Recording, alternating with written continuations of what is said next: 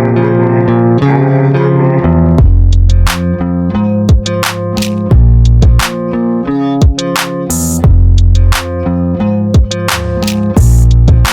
a world full of noise, competition, and chaos, only a few rise above the noise and shape the very way we live, work, and think.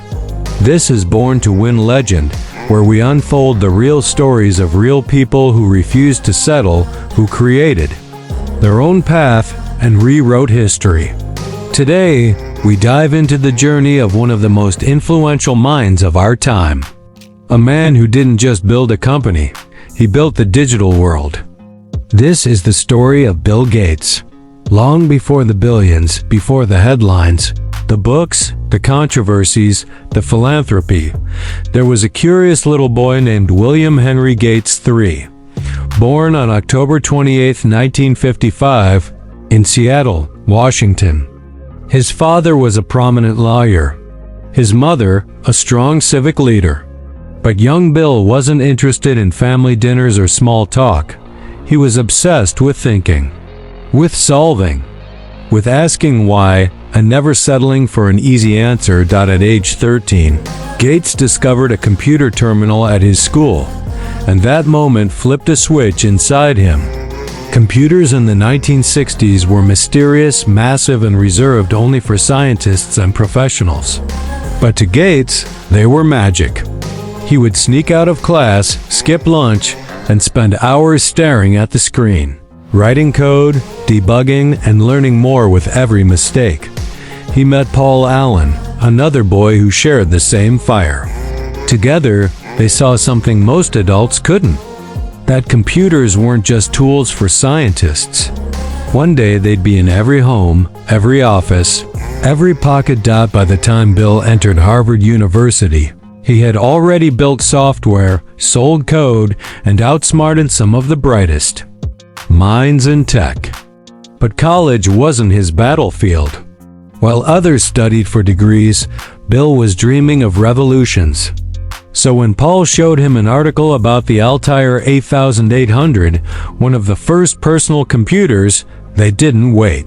They built a version of BASIC for it, called the company, got a meeting, closed the deal. And just like that, the spark of Microsoft was lit. In 1975, Bill Gates dropped out of Harvard to build Microsoft full-time. He was just 20 years old, but he wasn't afraid. He didn't look for safety. He looked for scale. He had one mission: a computer on every desk and in every home. At the time, people thought it was crazy. Computers were expensive, complicated, and irrelevant to the average person. But Bill saw the future. And he didn't blink. He worked like a man possessed, sleeping under his desk, writing lines of code for hours, negotiating deals, making mistakes, learning on the fly, but never stopping. His big break came in 1980 when IBM asked Microsoft to provide an operating system for their new personal computer. Bill didn't even have one ready, but he said yes. Then bought an existing system, reworked it, and called it MS-DOS. It changed everything. IBM PCs launched with Microsoft software, and suddenly, Gates' dream was becoming reality. Computers were entering homes, schools, businesses.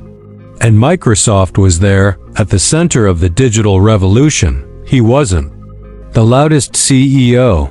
He didn't chase fame. He chased dominance. Precision. Perfection. Microsoft launched Windows, and with it came a visual interface that simplified computing for everyone. And as the Internet era dawned, Microsoft moved fast, creating Internet Explorer, Office Suite, and expanding globally. By the 1990s, Bill Gates was the richest man on the planet. A college dropout who built an empire not by luck, but by relentless thinking, by staying 10 steps ahead, and by never settling for the way things were. But the journey wasn't all victory. Microsoft faced antitrust lawsuits, criticism over business practices, and fierce competition from tech giants like Apple and Google. Gates was painted as a ruthless competitor, and in many ways, he was. But beneath the sharp strategy was a man, still obsessed with building things that lasted. In 2000, he stepped down as CEO and began a new chapter, one that would redefine his legacy. Alongside his then-wife Melinda, he created the Bill and Melinda Gates Foundation, a global effort to tackle the world's biggest problems: poverty, disease, education, and inequality. He poured billions into fighting malaria, improving sanitation, and providing vaccines to the world's poorest nations. He shifted from building technology to building hope. He went from software king to global humanitarian, not for recognition, but because he believed that a life worth living is one that lifts others. And that's the heart of Bill Gates, a thinker, a builder, a strategist, but most of all, a problem solver. Whether in a garage coding, in a courtroom defending his company, or in Africa working on disease eradication, Bill Gates is driven by one thing: the desire to solve. To improve. To leave the world smarter, healthier, and more connected than he found it. His story is not about being perfect. It's about being prepared, being curious, being brave enough to walk away from comfort and toward uncertainty. He didn't wait for the world to give him permission. He built his own platform, and then used that platform to change lives. So if you're sitting there wondering whether your ideas are too big, your path too unclear, or your background too ordinary, remember Bill Gates. A boy who looked at a blinking terminal and saw a better future, then spent his life making it real. This is Born to Win legend. And if this story sparked something inside, you hit that subscribe button. Because we don't just talk about winners. We honor the builders, the misfits, the dreamers, the ones who look at the world and say, I can make this better. You don't have to be born into greatness.